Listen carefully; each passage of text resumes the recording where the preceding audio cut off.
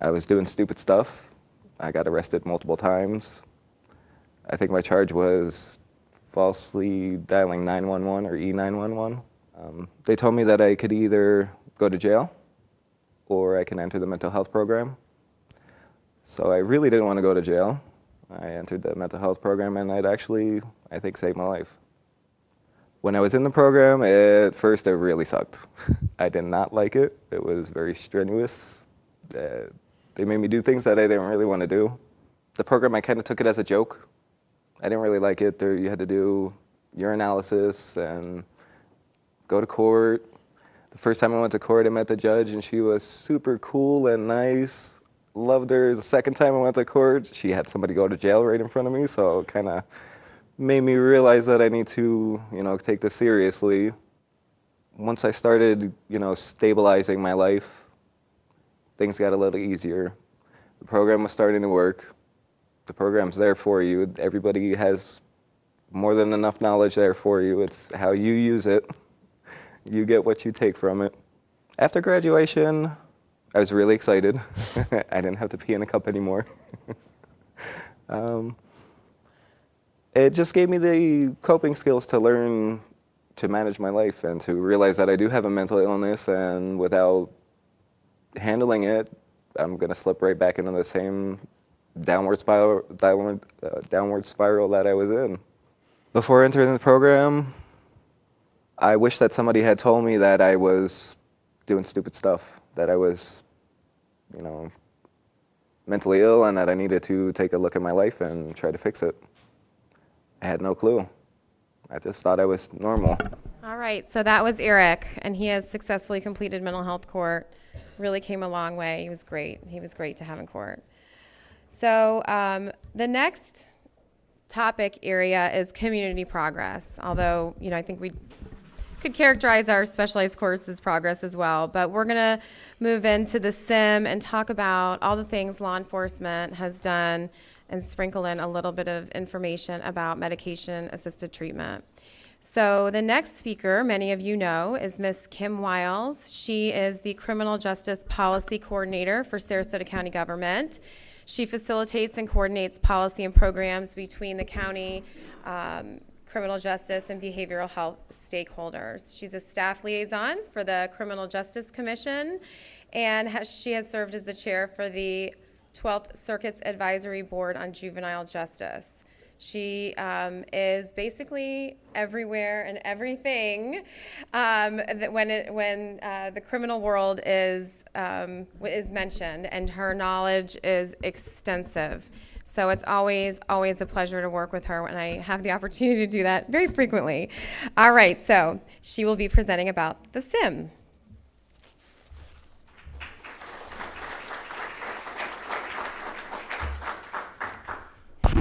Thank you. And I was mentioning to the people around me that I was really disappointed because I was following the judges, and I think that's a really tough act to follow. You guys did an incredible job. So bear with me, and I hope that I can do this program justice.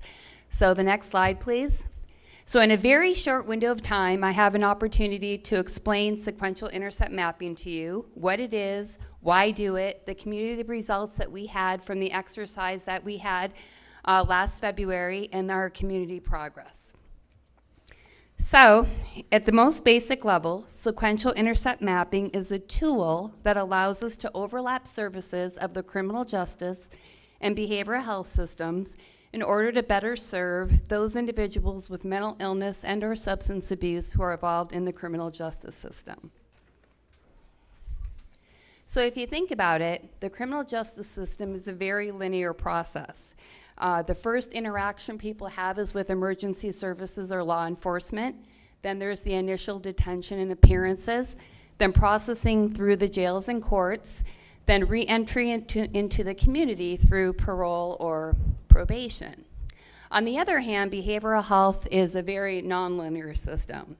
Many people that are involved in the criminal justice system have mental illness and substance abuse, and approximately 40% have both a co-occurring disorder. So the benefit of mapping out the system is to identify those opportunities to serve this population, and by doing so, provide smarter, more cost of treatment. For example, next slide, please. In 2015, Health and Human Services staff did a 6-month study from October 1st, 2015 through March 31st, 2016 to understand the rising cost of Baker Act and Marchman Act transports within Sarasota County. Now, during this 6-month period, 2,360 unique individuals entered one or more of our behavioral health facilities, which included Coastal, First Step, Sarasota Memorial Hospital, and Bayside, at an estimated cost of $3.5 million in that 6-month period. 298 of that 2,360, or 12.6%, accessed these facilities 3 or more times, and 65% were homeless. 41 of the 298, or 13.7%, accessed these facilities 6 or more times, and 86% of this population was homeless. Next slide.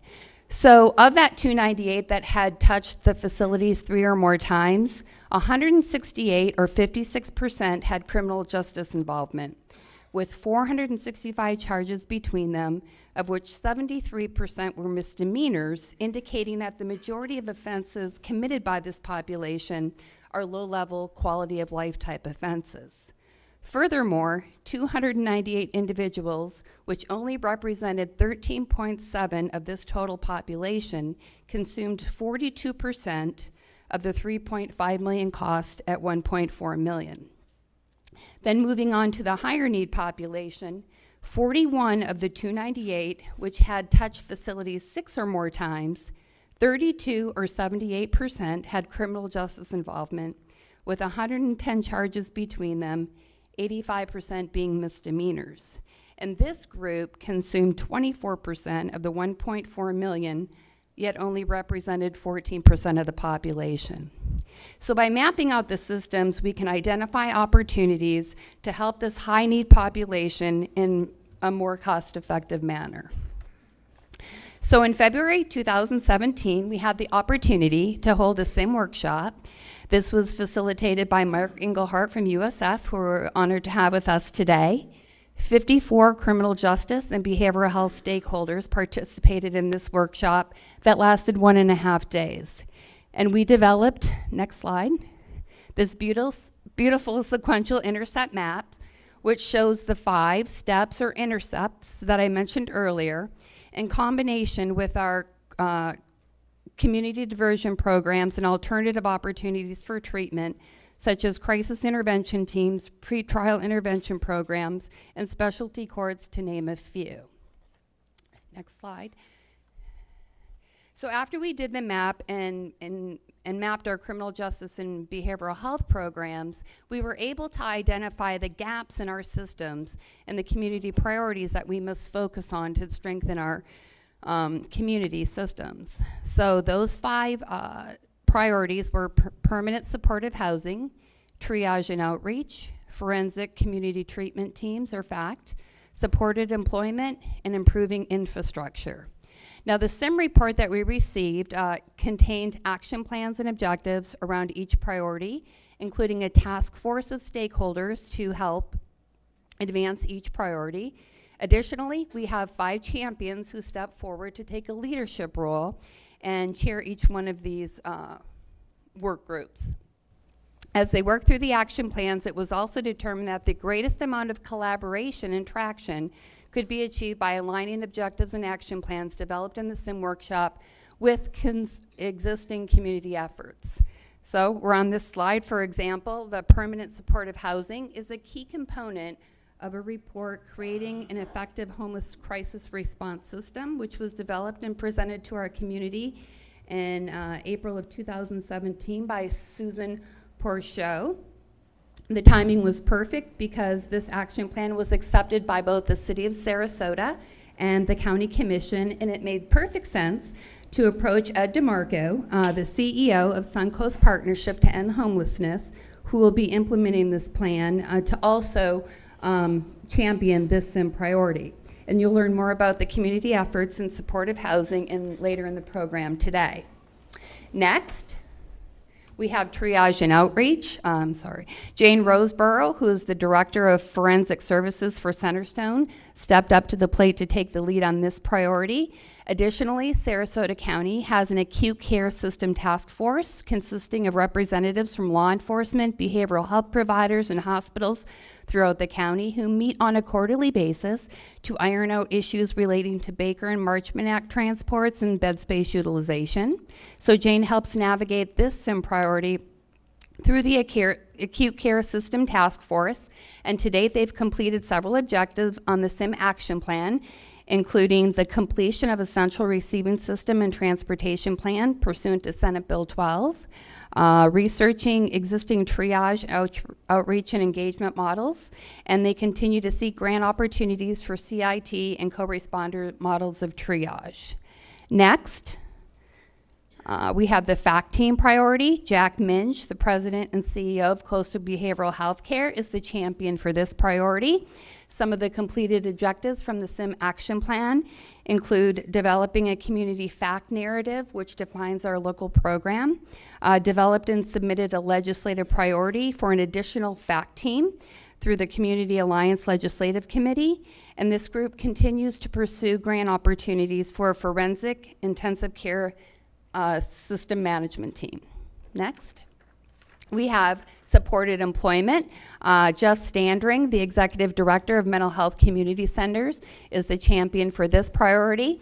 We called this our overachievers because this group had already met 3 times before the final SIM report was ever received and before we even knew what we needed to do. So this group reached out to all of the supported employment providers, and they actually created this great spreadsheet, agencies who does what, which was a spreadsheet of all the local providers, who their funding sources were, who the referral sources were, and who their community partners were so they could maximize collaboration. Next, we move on to improving infrastructure. Marlene Minzy, who is the Vice President of Special Service for First Step of Sarasota, is the champion for this priority. Improving the infrastructure means strengthening community partnerships through methods such as creating MOUs among stakeholders, data sharing, resource allocation, and CIT. To date, 56% of Sarasota County law enforcement have received CIT training.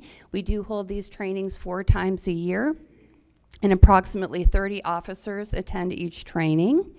The group is also tweaking the universal release forms, which allows more providers to share patient information. And then also, this is fabulous. For the past several months, this group has been holding multi-agency staffing meetings where they develop treatment plans for the high utilizers that we talked about earlier within the system. So these are just some of the things that are going on. In conclusion, SIM is a standing agenda item at the Behavioral Health Stakeholders Consortium, which includes representatives from over 50 criminal justice, behavioral health, and social services stakeholders. And this group tracks the SIM process on a monthly basis. I want to say that it's truly inspiring to see the level of desire and compassion in this community for this target population. And just to be very clear, while I have the honor of reporting these results today, I'm only the collector of information, and it's each one of you in the community and the champions of these programs that make Sarasota what it is today, and I want to say thank you.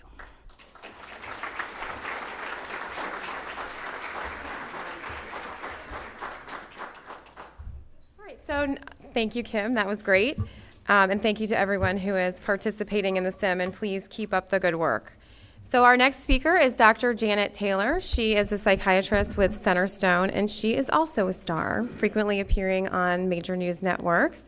She has an article she does for Family Circle, and she is clearly a very passionate person in her field, having received an award in 2008 for women in medicine. So she is a psychiatrist, and she attended the University of Louisville in Louisville, Kentucky for undergraduate and medical school, and did her internship at Miriam Brown Hospital and her psychiatric residency at New York Medical College. She also received a Master's of Public Health from Columbia.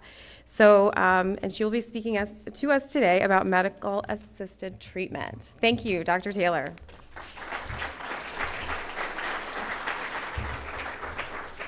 Good morning. I have to acknowledge first, sorry, Judge Quartermain, but Judge Leifman, you gave me life, really. It was truly an honor and a pleasure to hear you with all your dedication, and what you're building is incredible. And Judge Quartermain and the other judges in your court who recognize the problems that are here in Sarasota and taking targeted solutions, it's critical. As Judge Quartermain mentioned, I moved here from New York in May, where I worked with criminal justice individuals, worked in Harlem, Brooklyn, the Bronx, pretty much my whole career, and individuals who have numerous issues. However, I have never worked with as many individuals who are opioid dependent and meth addicted as I have since I moved here in June. I work at the Manatee County Jail 2 days a week, with the comprehensive treatment court program, and also at Centerstone doing outpatient psychiatry 2 days a week. So I potentially have hope to be that link between stopping the revolving door that happens in our jails and getting people treatment and other social issues, as Kim pointed out, that they need, so we can stop this cycle.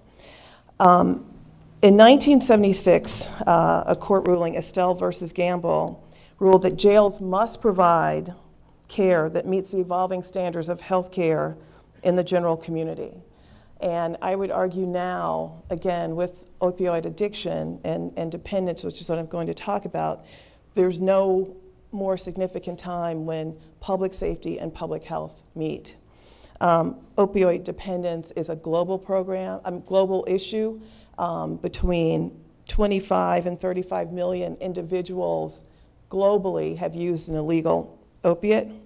In 2015, in the US, 2.4 million individuals had an opiate use disorder, which includes heroin and a prescription medication. We know as physicians, healthcare providers, we are a big problem and a big cause in prescription pills and overprescribing for pain, and how we treat, as Judge Leifman mentioned, trauma and anxiety.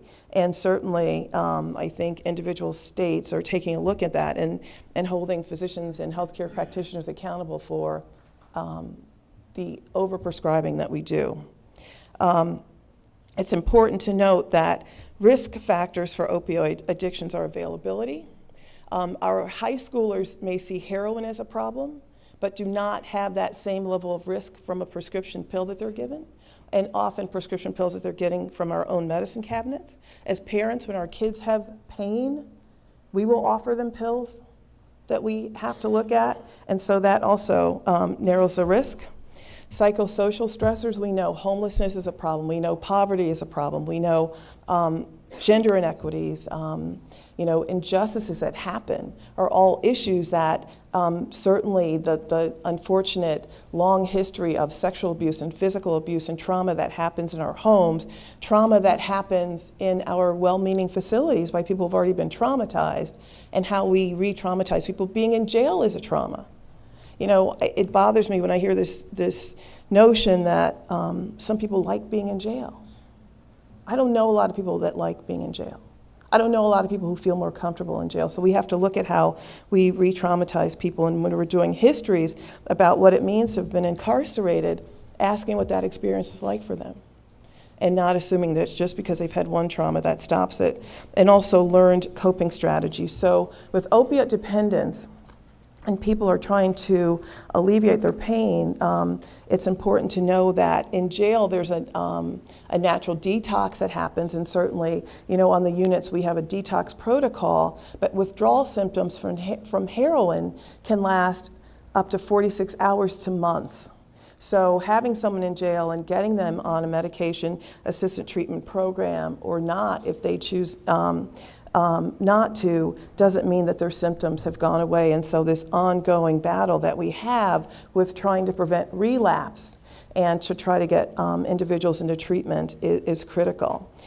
We know that opiates enter the brain rapidly and can cause immediate relief of symptoms and pleasure. The primary target is the mu opioid receptor, which is primarily responsible for reward, and it's throughout the brain, and the thalamus, the amygdala, which is the fear center, the anterior cingulate cortex, which is in the frontal lobe, which is what's necessary for making decisions. And making good decisions and risk, and also the striatum. And it also can inhibit the binding of dopamine, so it increases dopamine, which is a feel-good neurotransmitter in the brain, can lead to that so you feel good, and also can disrupt the stress response. So it, can create a lot of pleasure, and that's the struggle. We know that just talk therapy, just getting a house, just getting food is important, but not enough. And there need to be combined strategies that involve preventing relapse and also can speak to the trauma that people have suffered. And that's important. In terms of medication assisted treatment, methadone has been around for a long time, was first researched in the 1960s, and the way methadone works is it's a full agonist. So what it does, that mu receptor, it goes to it and binds it so that you still have a sense of relief, but you're not using, hopefully, an illegal substance. The issue with methadone, it has a long half-life, but the issue with methadone is it has a high potential for abuse.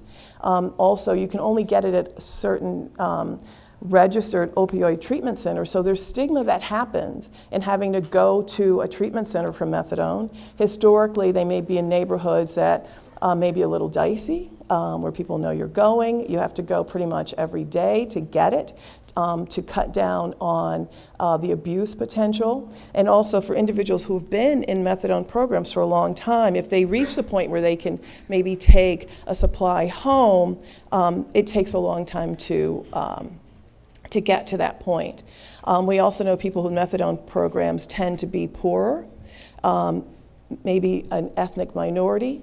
So although methadone has been the gold standard for treatment of opioid addiction, there are still numerous factors that relate to that. Buprenorphine has also been around since the 1960s in terms of research, but in 2002 the FDA approved it, and it is also binds at the mu receptor, but more weakly, in terms of a weak, not weekly by 7 days, but more of a weak bind. It's a partial agonist. It's also effective, has less of a potential to be abused, but also, frankly, individuals who work may be more likely to be offered that. So you're going into primary care offices, you may go to a psychiatrist's office. It's a different clientele, so to speak, that may be on buprenorphine. Now, Trexone is also part of medication-assisted treatment. It's a complete antagonist, so it blocks the receptor completely, has less of a potential for being abused. Also, research has been done on that since the 1960s, but in 2008 came out as an oral form, so you could take it by mouth, you could take it by mouth, which means that you'd have to take it every day, but more importantly now, there's Vivitrol, which is a long-acting antagonist, which has a lot of promise in terms of treatment. Again, we know healthcare is a business. You need to be able to afford these different treatment strategies, but they are there. I only have 2 minutes, so I'm going to make some points. So the opportunity, again, where healthcare meets people who are incarcerated is the fact that, frequently almost 70% of people who have been arrested are arrested for nonviolent offenses. You've heard the statistics about the intersection of individuals who have substance use disorders, which is higher than those that have primarily mental illnesses, schizophrenia, schizoaffective, and bipolar. jails are seeming, our local jails see the brunt of those individuals. And the weekly turnovers we've heard with jails is 60%. What's important to realize is we can treat them in jail, which I do, but almost 90% of inmates who leave jail do not have health insurance. So what happens if you're treating them and getting them on their meds? Where do they go? And that's certainly where the community comes into play. In addition, 80% of women who are in jail are mothers. So when we see women and we see men who are fathers, they have families that are also being severely impacted by being in jail. I want to say something that I believe, Major, were you there when they did the Vivitrol at Sarasota? So Major Jeff Bell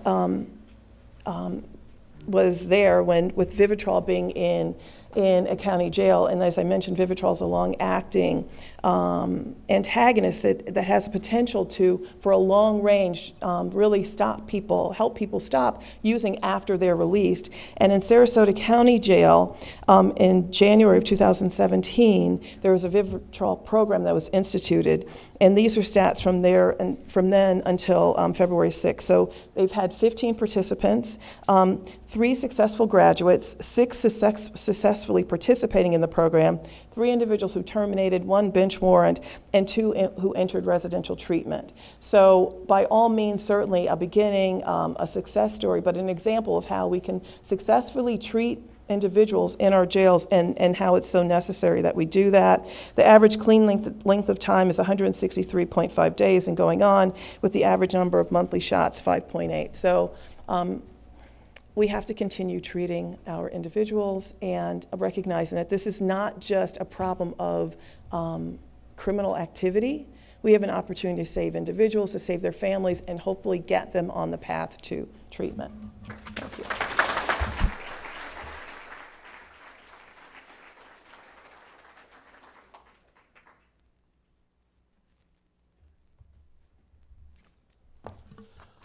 Hi, my name is Michael Sanacor, and I'm a relatively new member of Vincent Academy. Now, this is the point where I would normally make a joke about giving someone with delusions of grandeur a podium, but we're all better than that.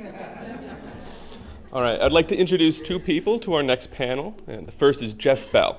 Jeff is a recently retired major from the Sarasota County Sheriff's Office, where he worked from 1983 until January 2018. His duties included Courts and Corrections Division Commander, Courts Bureau Commander, and Investigative Bureau Commander. He received his bachelor's degree in criminal justice from Ferris State University and his master's in public administration from the University of South Florida. He is married to Janae Bell and is the proud father of 2 sons and 2 grandchildren, with whom he is now spending much more time. His community involvement has included serving on the board of directors of Children First and the Sheriff's Athletic League. He has also served as a mentor in Big Brothers and as a youth athletic coach. Our next panelist is Kevin Stiff. Kevin Stiff is a military veteran and a retired 38-year law enforcement officer, having served with 3 different law enforcement agencies and the United States Army. Kevin Stiff is a past commander of the Explosive Materials and Special Weapons Units, who retired in 2017 as the captain of the Sarasota Police Department Patrol Division and the Homeless Outreach Teams. He's currently the coordinator of the homelessness response for the city of Sarasota.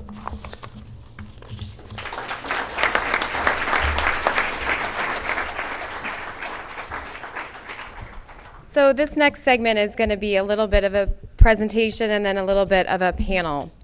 I'm very fortunate to have these 2 gentlemen as part of, or we are all fortunate to have them as part of our community. I mean, 38 years, you said, 35 years. I mean, that's a lot of law enforcement experience. And their metamorphosis, I think, from young law enforcement officers to who they are today, they'd love to share that with you. But they are wise individuals, and I learn from them each time I meet with them.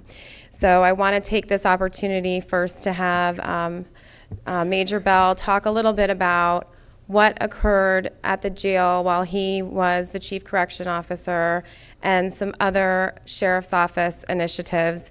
Then we'll hear from Mr. Stiff. What did you retire as, Captain Stiff? Captain Stiff, okay. Captain Stiff, regarding the city's progress, their efforts, and SPD's progress and efforts. So go ahead, Major Bell. Good morning, everyone. I think this is working. Yep. As the judge says, I had spent 35 years at the sheriff's office. I would like to start by telling you what a deep debt of gratitude I have for the sheriff's office. I was fortunate enough to live a very blessed career, and there's a lot of people in this room that I developed not only professional but very personal relationships with, which I also owe a deep debt of gratitude for. And I'm very pleased to present in front of you today as just Jeff. No more major or warden or whatever what title goes along with it. As the judge said, I started my career, though, on the law enforcement side. I spent 30 years. A majority of that time was spent in charge of investigations. Quite a bit of it working in the narcotics units at various ranks. So I'm pretty familiar, even back to my days when I was young and had long hair and was working my undercover. The first thing they did is they sent us to DEA school. And one of the responsibilities was we had to learn a lot about the pharmacology involved in drugs. And then at the time, methadone was kind of the substitute for the heroin addicts. And but yet it wasn't prescribed. They had to actually go to the clinic, and they had to look under their tongue and put the pill in and make sure they swallowed it, and then look in their mouth again. And there wasn't anything. The Subutex wasn't around, and it developed over the years. And obviously now we're in probably the worst crisis or epidemic we've ever experienced because of the toxicology of the drugs that are being abused along with the supply and demand for it. But I'll talk about that a little bit more later, maybe if I have time. But more so, about 4.5 years ago, the sheriff, Sheriff Knight, which I also would like to thank for providing me with the opportunity to go over and be in charge of the jail. He couldn't be here today. He's traveling. He's up in Washington, D.C., I believe. But he did want me to send his regards, and I was very proud to work for him and very gracious for the opportunity he gave me. When I got over to the jail, much like, I guess, if you're a new judge or whatever, I was revitalized. I saw it as a new opportunity, but I really didn't know a whole lot about it. And much like listening to Judge Leifman about his opportunity or his experience was my first experience with the mental health aspect of what goes on in the jail started with a letter from a mother who was concerned and followed up with a phone call to the jail. And I remember the call came into the jail, and I can't remember exactly who answered the phone, but they mentioned that it was, a parent calling in about their child. And the response that I heard was, well, we don't take calls from family members. And basically, because there's not really much we can do about it anyway. And I remember thinking to myself, and I said it out loud, it came out loud, I said, well, the hell we don't. We're certainly going to take calls from a parent and find out, what the problem is. And so I kind of naively, took the call and much like the judge said, looked into it to see what I could do. And to be honest with you, there was a lot of things that were going on in the jail that were very, very barbaric, in my opinion. And I looked for some resources for people to reach out to. I don't know how many of you, but I think a lot of you may know Dr. Eddie Renier, who works here in town. And he was kind of my silent little confidant. And so I got with Eddie, and I met with him several times. And another person that I relied on too, and Dr. Taylor, I don't know if you're familiar with her, but Mary Ruiz, who was a long time with Manatee Glens, then Centerstone. And I talked to them about what we could do better inside the facility, and we created what was fondly referred to now as the Monday morning meetings. And I know Coastal, I saw Jack Minns here, and a lot of their representatives would come. We got a number of different care providers, the state attorney's office, the public defender's office, and we actually began identifying people that were inside the facility that had these issues, the mental health issues, and that were trapped inside the system. And it's gotten to be very productive because right around the same time as the homeless shelter was being discussed. And I think we discussed it quite a few different times, didn't we? And it never really got off the ground, and so we were pretty frustrated about that. I think that's a fair statement. And I remember meeting at the behavioral health meetings at the health department, and with that group, I remember we were discussing how we could provide better access inside the jail. And the term that they were using a lot was a come-as-you-are shelter. And I remember the conversation about a come-as-you-are shelter. And I kept thinking to myself, well, we have a come-as-you-are shelter. We call it the jail. We take them all. I don't care what, no matter, small, big, happy, sad, old. And that's and that was the big start to. And I remember Susan Nunley was very involved in helping us really open up the doors and open up the access to get the people that needed to be there and needed the help to get them come in there. And I get my 2-minute warning. So just to cut quickly, I found very much though that a major at the sheriff's office doesn't have the gumption or the ability to make a difference or make significant impact. It takes a judge. And I went to Judge Quartermain with somebody, and I'll save the story, but she was one of the saddest stories I've ever seen inside the facility. And I was so frustrated. I remember taking her in front of Judge Quartermain, and I could tell from the minute that we spoke was that she was going to do something about it. And whether you're talking about dealing with our drug addicts or you're talking about dealing with the mental health, it really does take that kind of impact. I mean, when I listen to Judge Leifman speak about his experience, I'm telling you, he checked every box for what we've seen here in Sarasota. Maybe not at that magnitude, but that is not an exaggeration. And we do have it here. And the fact that she became so committed and then went out there and solicited the support and provided us with the opportunity now with the Comprehensive Treatment Court to really get these people some help. And it's just such a tremendous difference. So we've come so far, but yet, obviously we have a lot more to do. And I'll just finish with some of the drug related programs that the sheriff's office offers.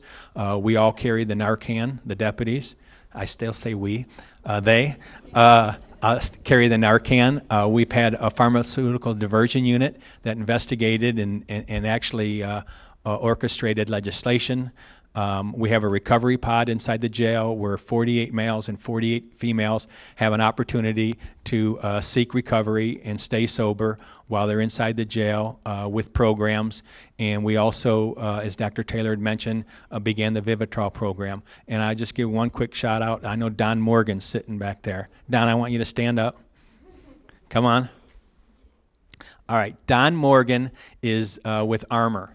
And when you contract with a vendor inside the jail for medical treatment and you decide that you want to do this new the first thing they tell you is, no, we're not doing that. And it's because of the liability.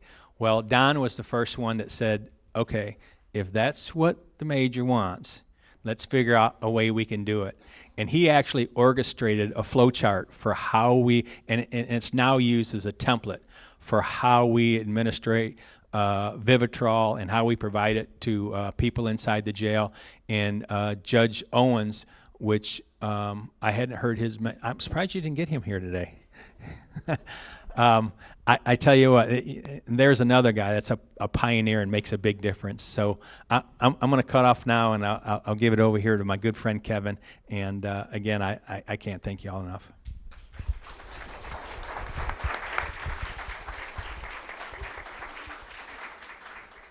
Well, I hope this works. Thank you, Judge, for allowing me to speak. I'm going to get my thank yous out early because the judge will cut me off. No, I got into this, got into law enforcement in 1980. I got started in dealing with homelessness really 4 years ago, and that would not have been possible without very important people in this room that wanted change in our community. City managers always supported me. The city commission's always supported me, even though they've thought some of my ideals were a little expensive. But other people are ready too to support you, and they are the champions of this effort. Ed DeMarco with the Sun Coast Partnership, his staff, Wayne Appleby with the county, and none of this would be possible without the Salvation Army. And a friend of mine from years ago, Ethan Frizzell, that helped me develop what I refer to as the homeless outreach teams. My homeless outreach team's out in the back there. For those that don't know, in 2014, we developed 2 homeless outreach teams, which pairs a case manager with a police officer. And they go out and contact citizens in the street and try to convince them to take a bridge to services. And that bridge to services is available through the Salvation Army because the city contracts beds at the Salvation Army for individuals while they make those decisions. And those services are only available through the continuum of care. So it is a system that we all have to be a part of and work together. The homeless outreach team last year made over 10,000 contacts with homeless individuals in the city of Sarasota. The case managers that we employ are phenomenal. They understand what services are available to every person. And that's where a police officer, well, my police officer is back there in the back. David Dubendorf is phenomenal. He's sitting back there. He's mad because I mentioned him. But he is a phenomenal case manager for homeless individuals in the city. If I could make 4 of him, I would. He is phenomenal. He works with the case managers, the sergeant that does the job, Sergeant Delcos. They are truly part of the effort that we're trying to make sure that every individual in the city of Sarasota has an opportunity. And why did we develop homeless outreach teams? 4 years ago, we started this conversation, and as the major said, I don't think we were all ready to move forward with a plan. But unfortunately, I said as a law enforcement officer, and we have officers responding to these calls 24 hours a day, 7 days a week, and we're the only ones that respond to individuals in crisis in our community. But we're sending our officers out there without the training and the knowledge on how to deal with those situations. So our case managers, our homeless outreach teams are out there making those contacts every day in an attempt to try to contact those individuals that are in crisis. Before they rise to a crisis, a law enforcement has to take action. I'm looking for the sign. I got it, 2 minutes. So I don't have to worry about saying the thank yous. But we also started with a concerted effort for crisis intervention training. And that's where Charlie Kniff from the Sheriff's Office spends a lot of time setting those courses up for us each year. I can say the Sarasota Police Department has probably 90% of the patrol officers that respond to calls in the city of Sarasota have attended crisis intervention training, and our desire is to get 100% of those officers through the training. Most of the homeless individuals, and why we talked about mental illness and homeless individuals together, is we've learned that 75% of those individuals that we're contacting that are homeless or either have a mental illness or are dealing with co-occurring disorders. So it's through the homeless outreach teams, their efforts, that I believe we made a change. We continue to make change with cooperation between the city, the county, and the continuum of care. All of us are moving forward.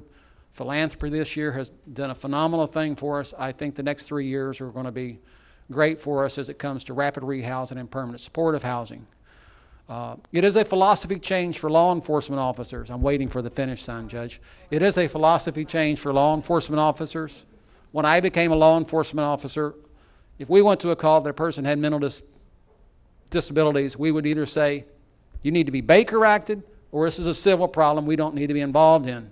Law enforcement officers are changing, and my sergeant with a mattress on the top of his car moving individuals into apartments shows that. Thank you for your time.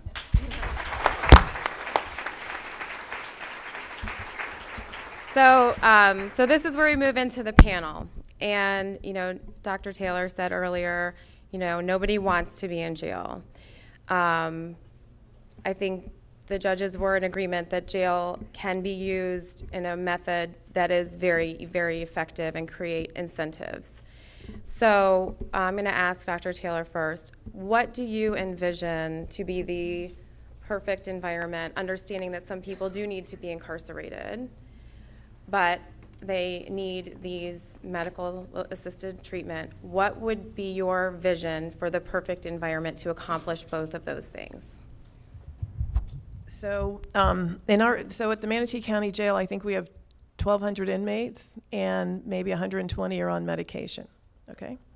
Which lets me know that either people are coming in saying, I don't want to be treated, and for a number of reasons, right? People feel like it slows them down, they have to be prepared. So the perfect situation was that we could capture individuals who had a mental illness that needed to be treated, or had a substance use disorder, and we could treat it in real time there and connect them with ongoing community care once they were released.